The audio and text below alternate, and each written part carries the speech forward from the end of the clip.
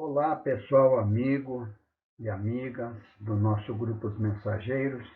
Estamos aqui reunidos uma vez mais, com muita tranquilidade, quanto tão tranquila são estas águas que ilustram aqui a nossa primeira tela. Hoje nós vamos tratar de ideias inatas. São ideias que todos nós, seres encarnados, nós temos.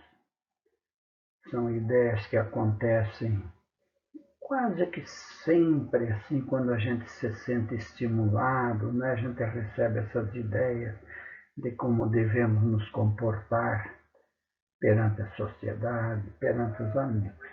Muito bem. Mais tarde nós vamos explicar mais concretamente, maiores explicações sobre ideias inatas.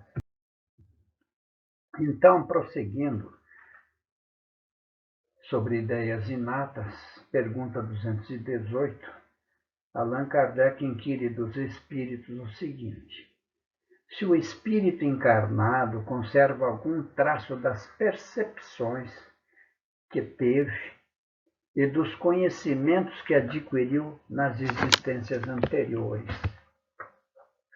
resta-lhe uma vaga lembrança, dizem os espíritos, que lhe dá o que chamamos de ideias inatas.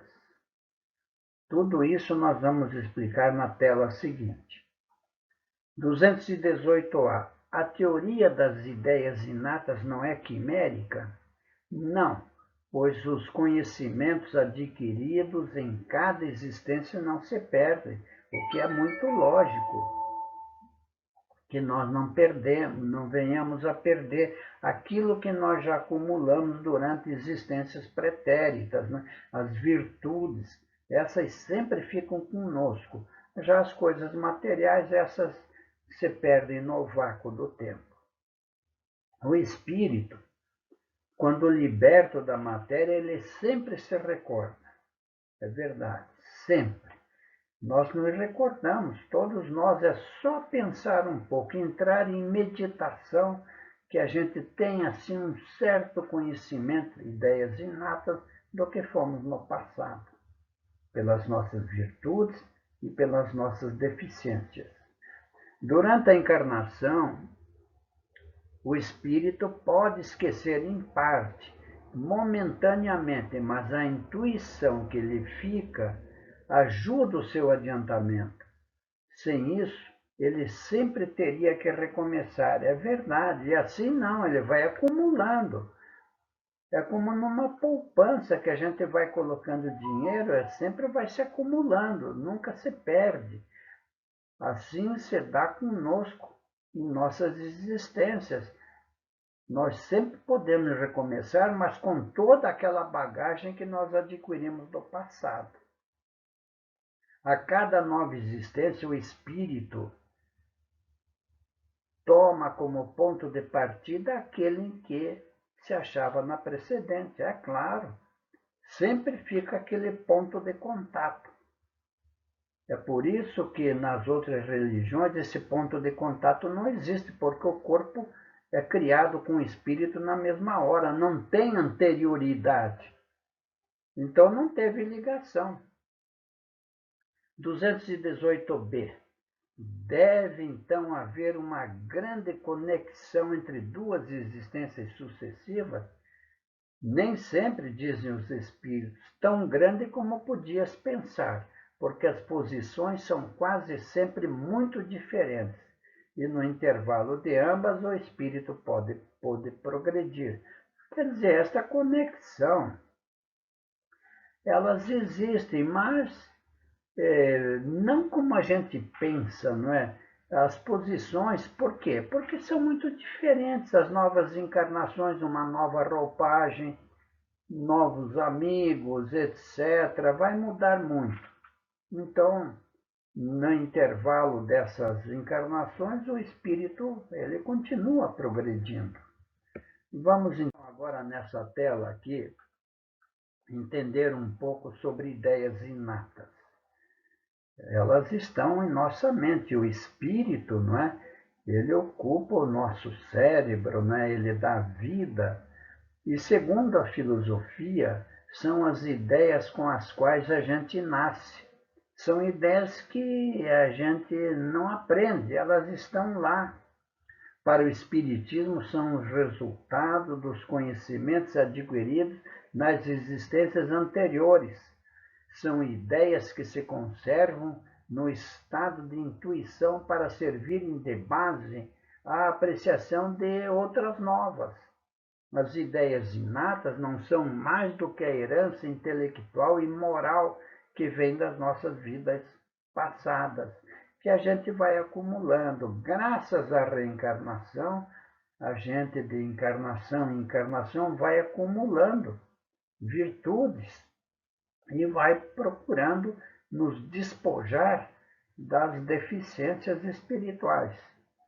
E o que é quimera? Quimera é alguma coisa relacionada à ideia de ilusão ou fantasia, que pode desviar o indivíduo no caminho espiritual. Uma pessoa se pega numa quimera. Quimera, como nós vimos, é uma ilusão.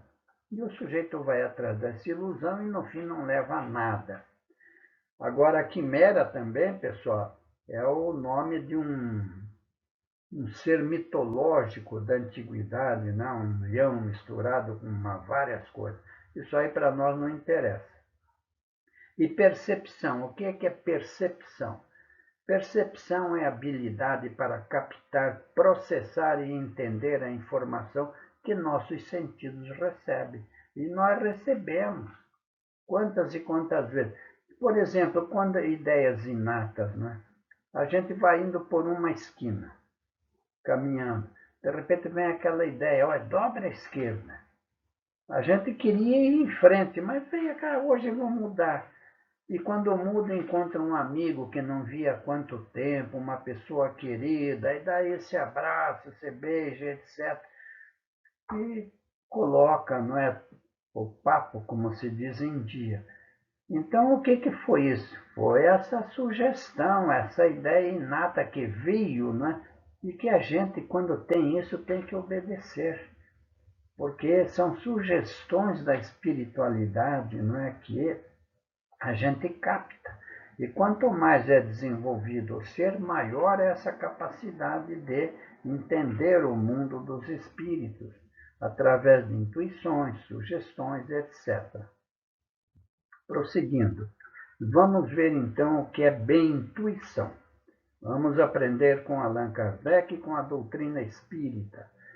Acreditamos que a intuição possa ser considerada como uma espécie de inteligência superior, fruto dos nossos conhecimentos acumulados. Vejam bem, que acumulamos durante várias existências, não é? E ainda não tenhamos consciência delas. A pessoa reencarna, se não tem certos conhecimentos, não tem a mínima ideia do que seja uma intuição. Ela tem, mas não tem a mínima ideia. É uma manifestação da nossa alma, reflexo da inteligência divina que habita em nós. Por isso, transcende os limites da razão. E somente quando formos espíritos superiores, e nós vamos ser um dia, é que a gente vai ter assim um maior conhecimento das coisas espirituais. Seguindo, 219. Qual é a origem das faculdades extraordinárias dos indivíduos que, sem estudo prévio, parecem ter a intuição de certos conhecimentos, como as línguas, o cálculo, etc. E isso nós já comentamos em estudos anteriores. Crianças prodígios, gênios, não é? São aqueles espíritos que acumularam e que voltam com uma tremenda vontade de prosseguir e recebem o apoio da espiritualidade que processa o trabalho reencarnatório. Então, eles têm facilidades. Tem criaturas aí que falam corretamente 5, 6 línguas, não é? Pessoas que têm uma capacidade enorme de calcular, crianças, por exemplo. Então, tudo isso é fruto de conhecimentos adquiridos anteriormente. Lembrança do passado. dizem os espíritos, processo anterior da alma, mas do qual ela mesma não tem consciência. As pessoas não têm a mínima noção. De onde queres que elas venham?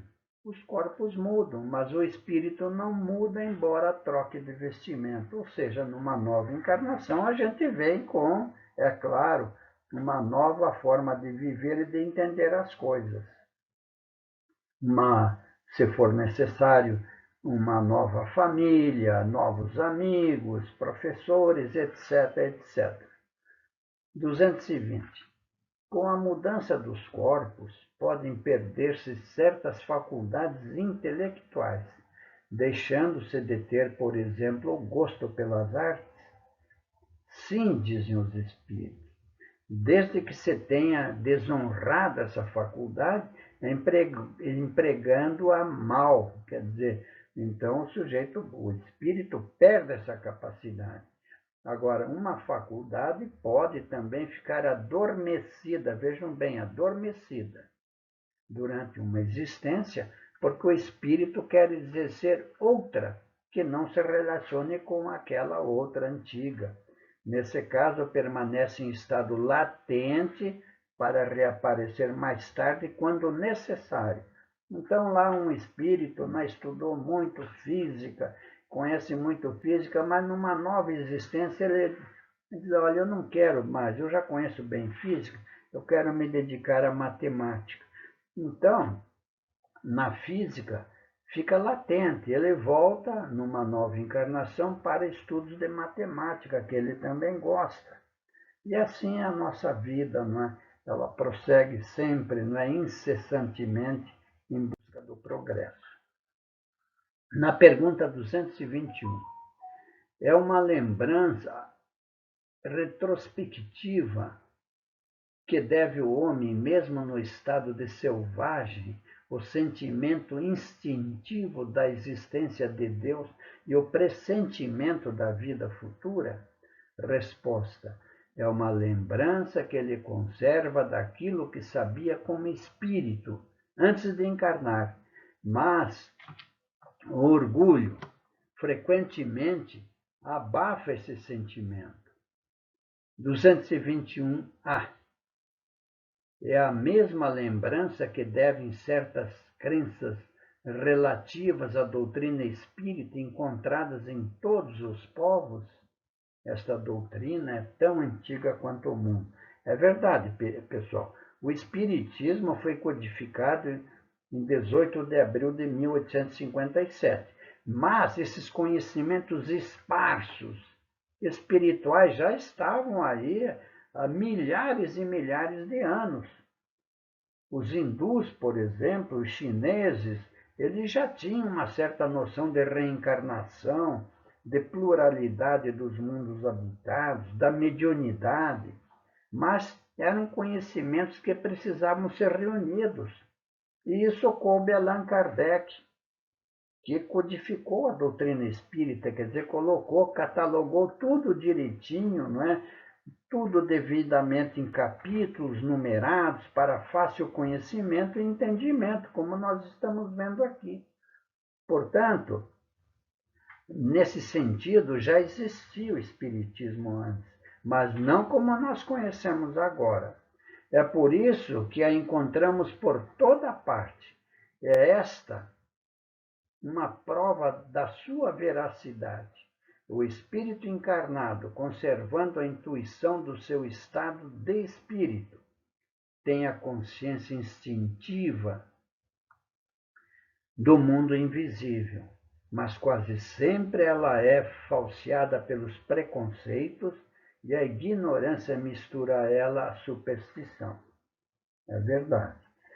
Se as religiões não tiverem uma base tríplice como tem o Espiritismo, ciência, filosofia e religião, elas não chegam a esse acordo. Somente a religião não resolve.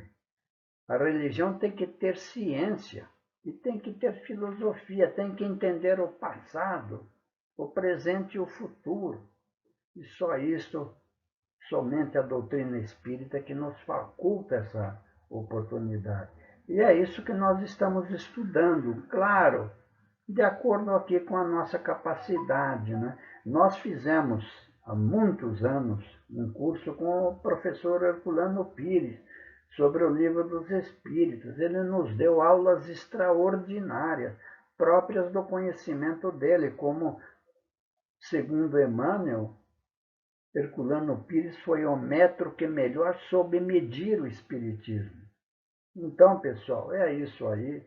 Vamos em frente, graças a Deus, com os nossos limitados conhecimentos, mas suficientes para esclarecer. Então, antes aqui,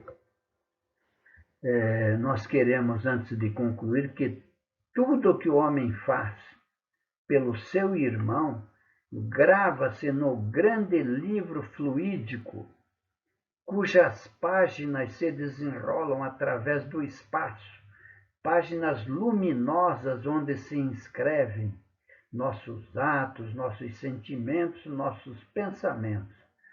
Texto de Leon Denis, no seu extraordinário livro Depois da Morte, onde ele mostra para nós todo esse processo formidável lá do outro lado da vida.